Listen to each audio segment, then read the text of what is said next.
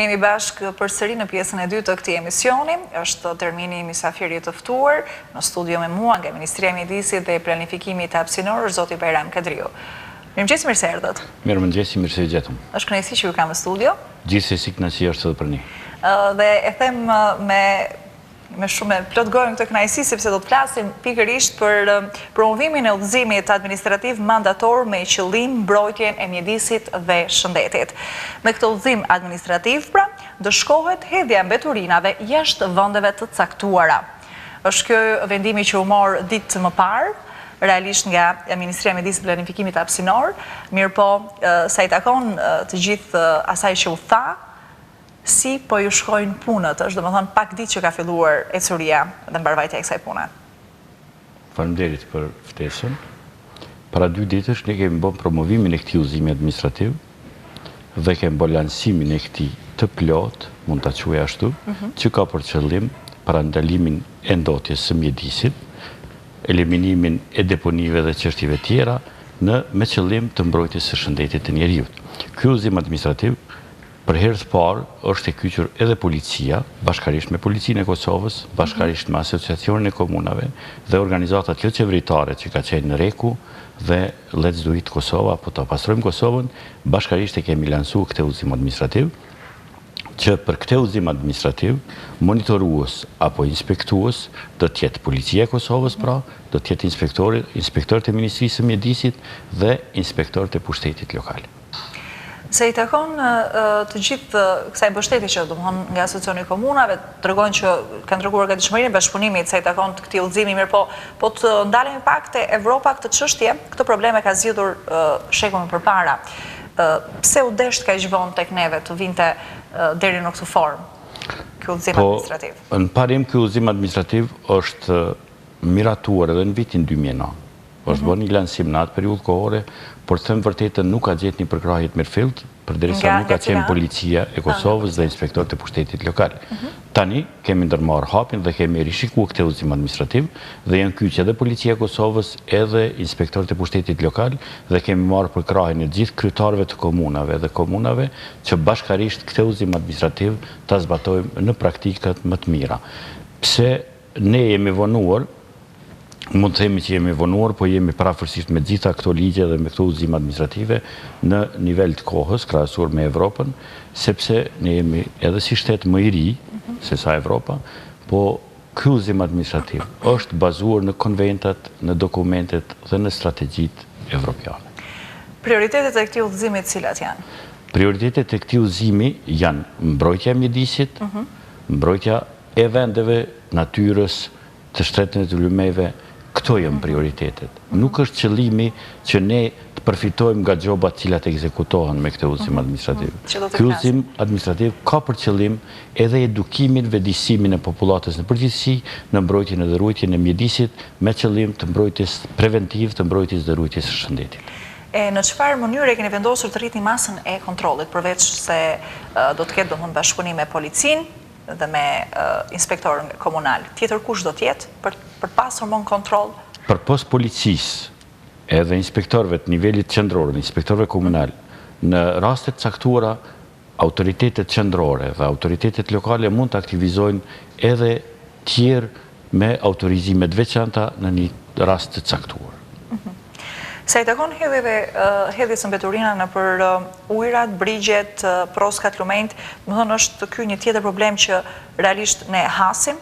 Tjetër probleme janë deponit ilegale që nga pak ju ndihmojmë edhe ne qytetarët në të keq, po mendoj, mirë po sa i takon masave ndëshkuese. Për këta si do të jetë? Çështja e masave ndëshkuese, gjobat mandatore fillojnë me 5 euro dhe shkojnë deri në 100 euro.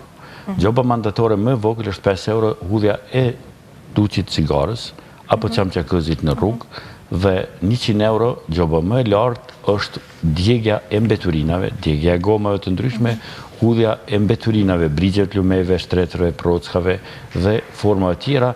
Kjo është vlera maksimale është 100 euro.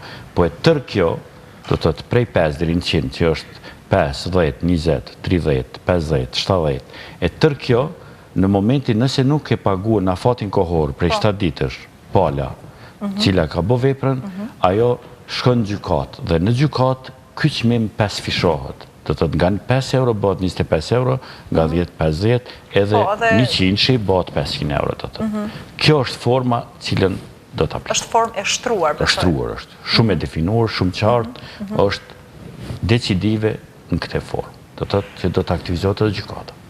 Sa i takon edukimit mjedisor, na mungon realisht një i tillë në për shkolla, në për pjesë të tjera të aktiviteteve që ne kemi në përditshmëri, ose na duhet patjetër, domethënë në këtë formë të vinim për t'i vëdisuar të gjithë qytetarët që mbeturinat hidhen në vendin e caktuar dhe jo në për rrugë, në për vende ku ndotet natyra, dëmtohet e kështu me radhë. Gjithsesi edukimi mjedisor është bazë e gjitha çështjeve tjera, përpos formave. Me edukim mjedisor ne na marrë një periudhë caktuar kohore, pikërisht unë jam marrë me këtë fushë, dhe kemi mbajt ligjërata pothuajse në të gjitha shkollat e Kosovës. Unë shpresoj dhe mendoj që gati asnjë shkollë në Kosovë nuk është që s'ka marrë pjesë, s'ka ligjërue për çështje të mbrojtjes së mjedisit në përgjithësi. Në kuadër të landës tash zgjedhore, në për institucionet shkollore që edhe ne kemi insistuar, është landa edukata mjedisore, e cila i kushtohet një kapitull jashtëzakonisht i mirë dhe mësohet jashtëzakonisht mirë. Përpos kësaj, ne kemi përgatitur, hartuar bashkërisht me Ministrinë e Arsimit, me organizatën e qeveritare Reku, dhe kemi implementuar paketën e gjelbërt. Paketa e gjelbërt është një libër, mund ta quaj libër ashtu, jashtëzakonisht i mirë, që në kuadër të saj përfshin librin për mësuesin, përfshin materialet në përgjithësi në formë të shkruar, po i kemë edhe e veçanta e kësaj na është që ka edhe CD me filma të ndryshëm, po edhe krejt materiali është në formë edhe digjitale, do thotë edhe elektronike.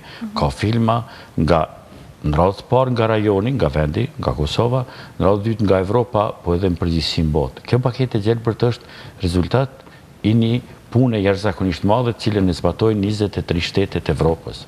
Faktikisht e zbatojnë ndërta edhe Kosova. Ka qenë para nesh, ka qenë Shqipëria, pas Shqipërisë. Edhe ne kemi filluar me zbatimin. Edhe pse nuk jemi të kënaqur mjaft me zbatimin e saj në praktikë, se ne kemi trajnuar 900 arsimtar të shkollave të gjithë Kosovës. Ata janë trajnuar për zbatimin e paketës së gjelbërt, por nuk jemi të kënaqur me implementimin e kësaj pakete gjelbërt. Sepse shihet domethënë rezultati. Po ashtu edhe me zbatimin e legjislacionit në mjedis nuk jemi shumë të kënaqur. Duke pas parasysh që ky ligj, këto ligje të mjedisit janë bazuar në konventat dhe evropiane. Me patjetër, domethënë kjo ishte forma më definitive për t'i dhënë fund edhe një herë këtyre problemeve që shumë kujt prej nesh na pengon teksa shohim letra në rrugë. Keni filluar të gjobisni? Janë dhënë gjobat e para deri më tani? Po, janë dhënë gjobat e para. Është filluar edhe më herët, po edhe në këtë periudhë pak sikur është avancuar, e kemi shpejtuar pak dhe e kemi marrë pak më me kuti çështjen e zbatimit të këtij udhëzimi administrativ. Janë dhënë gjobat e para dhe për çdo ditë policia e Kosovës, inspektorët mjedisor të nivelit qendror dhe të pushtetit lokal janë terren dhe në çdo hap, në çdo lëvizje janë të gatshëm të zbatojnë këtë udhëzim administrativ. Doja të dija këto gjoba që janë dhënë këto ditë, domethënë mbas implementimit, sa domethënë kanë qenë në qytet, kanë qenë për zona të caktuara kryesisht? Këto gjoba kanë qenë edhe në qytet edhe në zona të caktuara, por një diçka që ne jemi përqendruar bukur shumë dhe mendojmë dhe shpresojmë që të aktivizojmë, kur e përmenëm hudhjen e cigarës, çamçakëzit apo ngjashëm, nëse hudhet nga mbeturinë e tillë, nga veturat në lëvizje, në rrugë, kjo gjobë nuk është më 5 euro. Faktikisht ka lënë në gjobën prej 30 euro, paguhet nëse hudhet nga automjeti, qoftë një qese, qoftë një palom, qoftë një diçka që hudhet nga dritari automjetit, edhe kjo është një gjobë tjetër që do të është 30 euro. Merret tabela e regjistrimit apo jo? Tabela e regjistrimit, edhe gjoba mund t'i shkojë edhe në shtëpi, po edhe në vend ngjarjes mund të zinë. Unë shpresoj që gjitha këto që sapo tha në këtë intervistë realizohen edhe janë në interes të gjithë qytetarëve.